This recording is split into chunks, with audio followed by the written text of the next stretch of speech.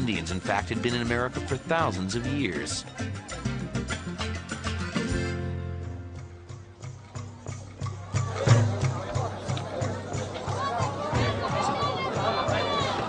Scientists today can tell precisely when they arrived and from where.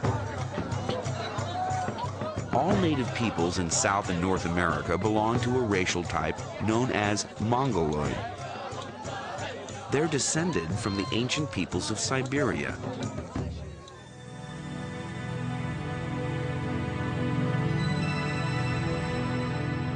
During the Ice Age, 12,000 years ago, there was a land bridge between Siberia and Alaska. Mongoloid peoples were the first to enter the New World, or so experts thought. The Brazilian finds point to a very different story of the discovery of the Americas.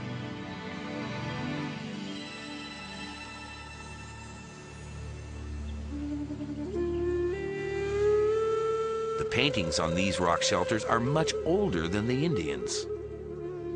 Here, hunters chased giant armadillos, an animal that flourished during the Ice Age, long before the arrival of the Indians. But if people had been here before the American Indians, surely there would be other traces of their presence.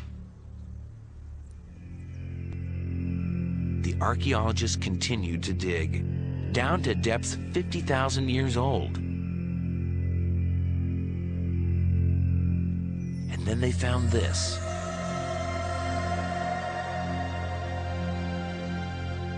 Fragments of animal bone and charcoal.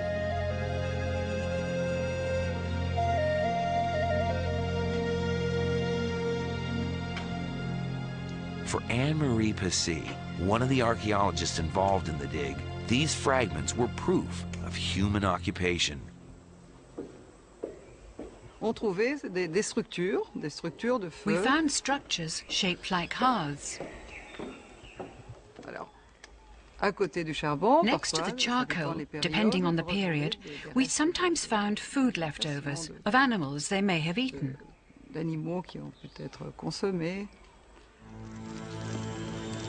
The Brazilian finds show that the New World was discovered tens of thousands of years earlier than previously believed, certainly well before the time of the American Indians.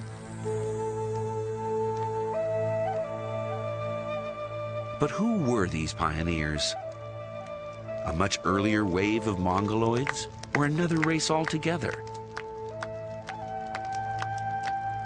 Clues to the identity of the first Americans are emerging in rock shelters in the northeast and southeast of Brazil.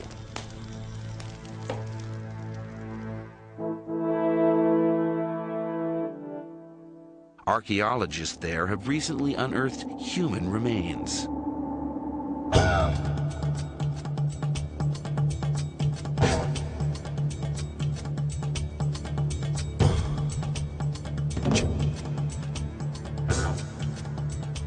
Prehistoric skulls were found buried in layers of soil 9,000 to 12,000 years old.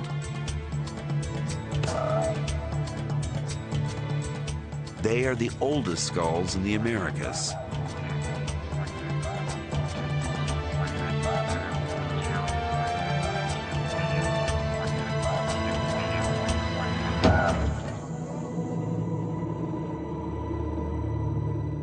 And this is the oldest of them all.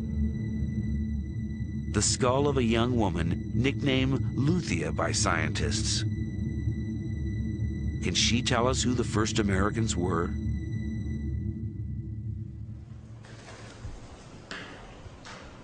Walter Neves is a physical anthropologist at Sao Paulo University in Brazil.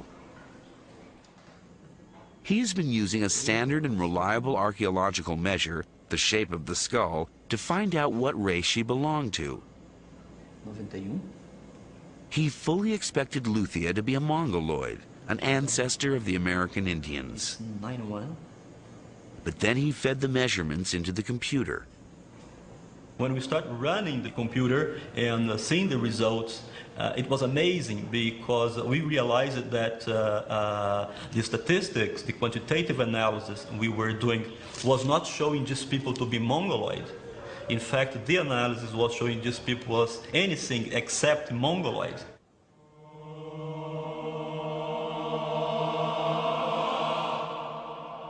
So who was Luzia? And where did she come from?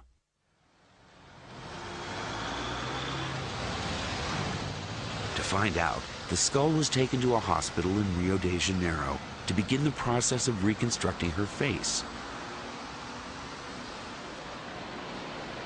The first stage was to make a three-dimensional CAT scan of Luzia's skull in order to build a replica.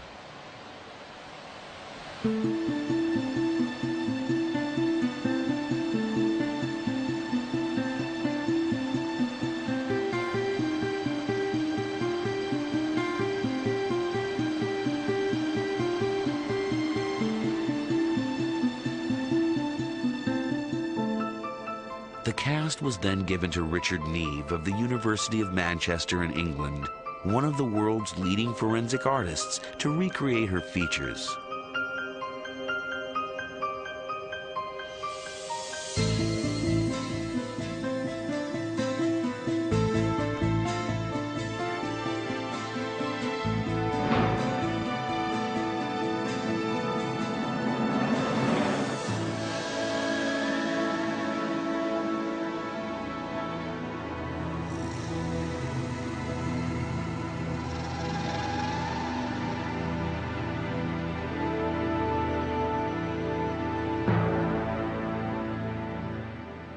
That, to me, is a Negroid face that has all the features you associate with a Negroid face.